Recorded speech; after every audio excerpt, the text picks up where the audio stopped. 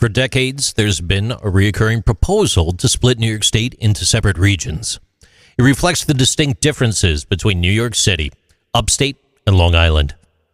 The idea, driven by a vastly different economic, cultural, and political landscape, has gained considerable attention over a long span of time. One prominent proposal by the Divide New York State Caucus Incorporated suggests partitioning the state into 3 autonomous regions.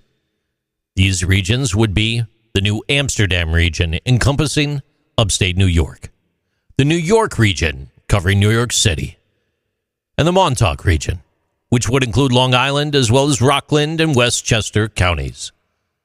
Proponents argue that New York City, with its population of over 8 million people, often dominates state politics, leaving upstate and Long Island with populations of about 6.3 million and 2.8 million, respectively, completely taxed without representation.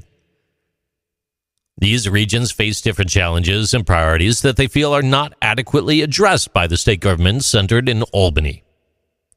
The idea of dividing New York State isn't new. As early as the 1960s, there were proposals to address the stark differences between the urbanized downstate and the more rural upstate areas. In recent years, movements like the Divide New York State Caucus have gained more traction. The group proposes creating autonomous regions within the state to allow for more localized governance.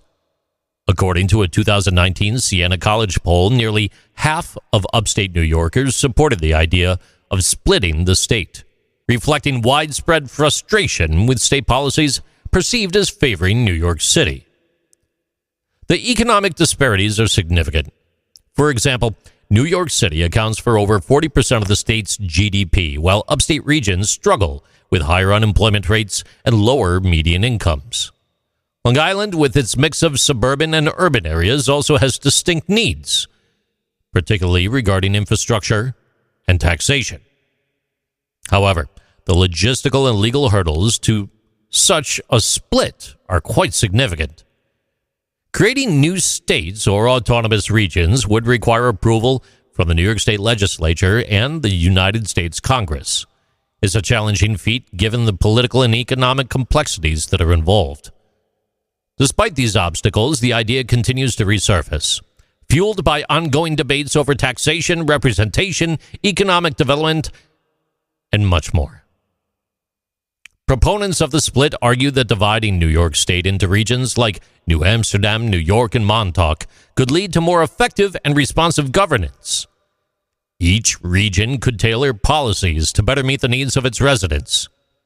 For example, upstate New York could focus on revitalization and bringing the manufacturing base back to life. They could even address rural health care, while New York City could continue to develop its financial and cultural sectors without the constraints of upstate priorities. Meanwhile, Long Island could address its unique suburban infrastructure needs and coastal management issues much more effectively. Such a division could also lead to more equitable distribution of state resources. Currently, critics argue that the allocated funds and political attention are disproportionately skewed towards New York City, often at the expense of upstate and Long Island. Autonomous regions could ensure that each area receives the attention and resources necessary for their development and well-being. These are Interesting Things with JC.